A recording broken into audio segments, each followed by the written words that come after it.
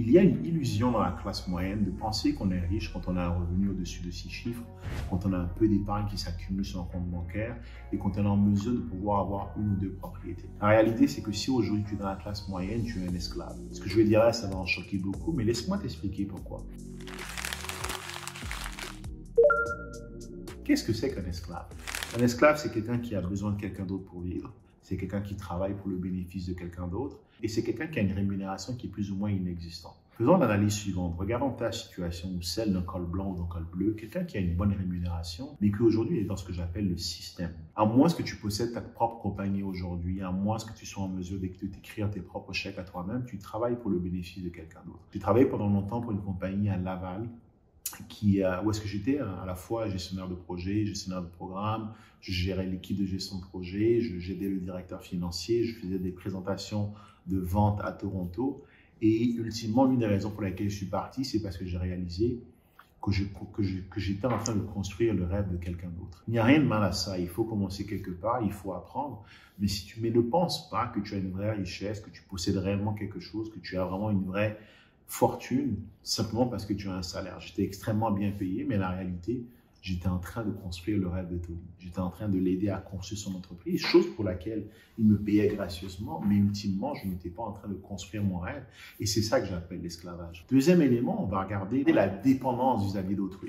La question que je vais te poser aujourd'hui, c'est si demain, ton employeur décidait d'arrêter de te payer toutes les 2 semaines et décidait simplement de te payer une fois par mois ou tous les 2 mois, est-ce que tu serais en mesure de vivre? La réponse est sans doute non. Et c'est ça que j'appelle une dépendance financière, une dépendance dans laquelle où est-ce que tu as une seule source de revenus, tu dépends uniquement d'une seule personne pour vivre, tu es un peu accroché au cou de quelqu'un. Et à la fin, c'est ça aussi qu'on appelle un esclave. Et mes propos sont volontairement choquants, mais là où je veux attirer ton attention, c'est sur l'absurdité de la situation. L'absurdité dans le fait de penser que parce que tu as un gros revenu, que tu es en mesure d'avoir une vie qui est vraiment libérée. Si tu dépends d'une seule personne pour générer ton revenu, tu es dans le trouble, comme on dit, et tu veux absolument le diversifier. Regardons le troisième élément. Je parle des rémunérations inexistantes. Oui, un esclave n'est pas réellement rémunéré, et puis je pense que c'est le cas de la plupart des cols blancs et des cols bleus. Regarde ta rémunération par rapport à la valeur que tu crées. Quand j'étais consultant en informatique, j'avais un revenu qui était entre les 250 et les 300, ce qui est un très bon revenu qui me place largement dans le 1% de la population canadienne, si ce n'est pas de dire le 0,1% la plus riche.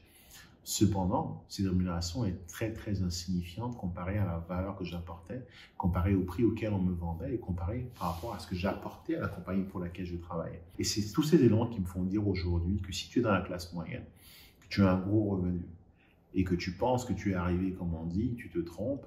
Et les années, les mois et les années à venir vont nous le prouver. On rentre dans une phase un peu plus difficile dans laquelle les employés auront pour tendance de se séparer de certains employés. J'ai encore le souvenir de Blair avec qui je travaillais quand j'étais au CN. Je suis arrivé un matin, je lui ai fait une blague en lui disant « J'espère que tu seras encore là après la pause déjeuner ».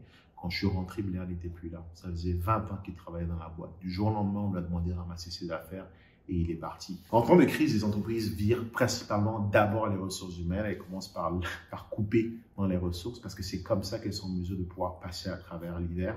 Et il va y avoir des coupes budgétaires, il va y avoir des employés qui vont être virés. Et c'est là que tu te rendras compte qu'aujourd'hui, ta situation qui te semble confortable avec une belle maison dans la campagne, avec une belle maison en banlieue, une belle voiture et un salaire à 6 chiffres, n'est pas forcément enviable. Mais je vais aller plus loin dans cette vidéo. Je vais te dire ce que tu devrais faire si tu veux réussir à être moins exposé, à être moins à risque. Le salariat, ou encore, même, je dirais même une personne qui a son propre compte, a au principal inconvénient que tu dépends d'une seule personne. Une des choses premières que tu veux faire, c'est de diversifier tes sources de revenus, que ce soit des revenus actifs à travers le fait d'avoir plusieurs emplois ou plusieurs contrats que tu mènes de front, ou bien à travers le fait d'avoir d'autres sources de revenus qui viennent par exemple de l'investissement, que ce soit l'investissement en bourse ou l'investissement immobilier. Mais tu veux t'assurer de mettre en place un système qui va pouvoir te générer de l'argent sans que tu n'aies forcément tous les jours à te lever physiquement pour aller le créer. Tu dois avoir d'autres sources de revenus. Une deuxième alternative consiste aussi à acheter des entreprises, acheter des écosystèmes, des systèmes qui fonctionnent déjà bien et qui génèrent déjà de l'argent pour que ces systèmes-là te génèrent de l'argent aussi. Tu ne seras jamais réellement libre, tu ne seras jamais réellement indépendant si tu n'as pas d'autres sources de revenus.